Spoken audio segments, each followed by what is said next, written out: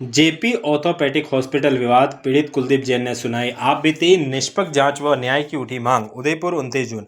JP orthopaedic hospital एवं Geetanjali hospital में 2 जून को हुए घटनाक्रम को लेकर सकल दिगंबर जैन समाज ने पुलिस अधीक्षक को ज्ञापन सौंपकर पूरे प्रकरण की निष्पक्ष जांच एवं विधि सम्मत कार्रवाई की मांग की है। इस दौरान पीड़ित कुलदीप जैन, जिनके हाथों पर अब भी पटिया बंधी हुई है, वह स्वयं कलेक्ट्रेट पहुंचे और पुलिस अधीक्षक के समक्ष पूरे घटनाक्रम की आप बीती सुनाई। उन्होंने बताया कि उपचार के दौरान तथा उसके बाद उनके परिवार के साथ क्या घटनाक्रम हुआ था। उन्होंने कहा कि उनके पुत्र सहित गिरफ्तार किए गए परिजनों के संबंध में निष्पक्ष एवं निष्पक्षपात जांच की जाए ताकि सत्य सामने आए और जो भी दोषी हो उसके विरुद्ध कानून के अनुसार कार्रवाई हो। जबकि किसी भी निर्दोष व्यक्ति के साथ अन्याय न हो। समाज ने ज्ञापन में अस्पतालों के सीसीटीवी फुटेज, ऑपरेशन थिएटर और anaesthesia record, mobile location, call detail सहित सभी महत्वपूर्ण साक्ष्यों को सुरक्षित कर वरिष्ठ अधिकारियों तथा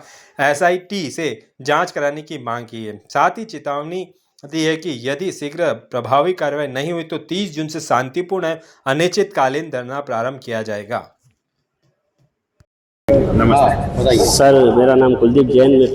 मैं यहाँ से गांव जा रहा था बाइक से। बिंडे के पास मेरे नील गाय आने से मेरा एक्सीडेंट हो गया। वहाँ से मैं खुद एम्बुलेंस से चढ़ के जेबी में आया। जेबी में खुद चढ़ के मैं हॉस्पिटल के अंदर गया। वहाँ मेरा एक्सरा लिया गया। डॉक्टर ने बोला एक हाथ में हड्डी टूटी हुई है और दूसरे हाथ में आपको प्लेट डालनी पड़ेगी।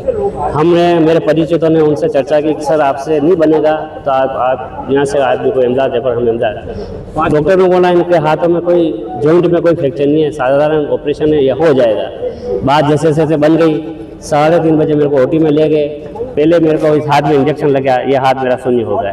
फिर दूसरे हाथ में इंजेक्शन लगाया मेरा, वो मेरा शून्य हुआ या थोड़ा एनेस्थीसिया दिया, उसमें मेरे शरीर में थोड़ी हलचल हुई, मैं छटपटाने लगा।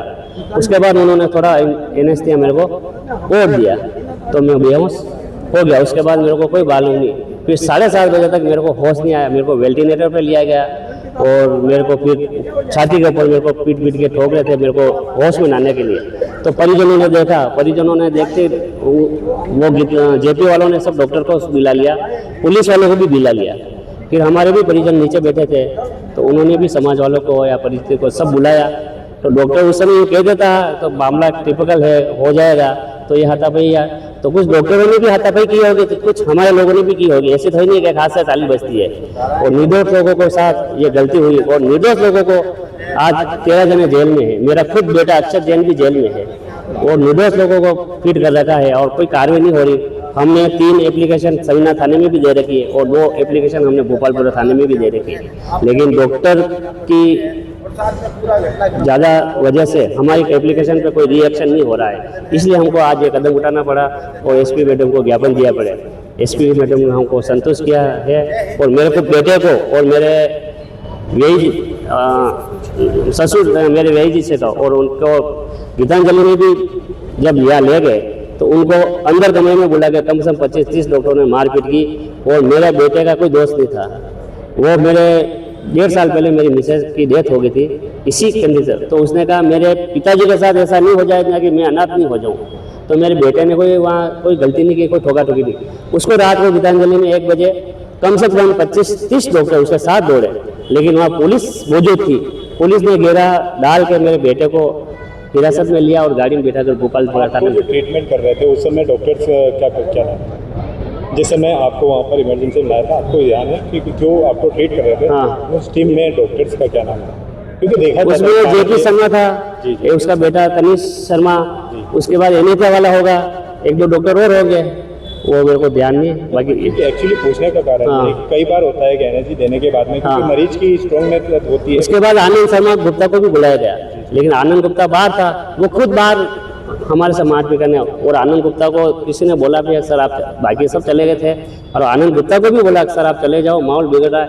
और फिर ऐसा हुआ तो हाथापाई आनंद गुप्ता ने की होगी तो इन्होंने भी आनंद गुप्ता के साथ हाथापाई की होगी। ऐसी तो नहीं है, एक हाथ से ताली बजती नहीं है, तो ऐसा नहीं होना चाहिए। आज मेरे साथ हुआ, कल दूसरे के साथ होगा, किसी तीसरे समाज के साथ होगा, ऐसा होना नहीं चाहिए। अपनी राय है कि आज मेरे साथ हुआ तो कल दूसरे के साथ नहीं होना चाहिए। ऐसा कांड हुआ था उसके संबंध में एसपी मैडम को ज्ञापन देने आए बहुत संतोषप्रद तरीके से उन्होंने हमारी बात को सुनी।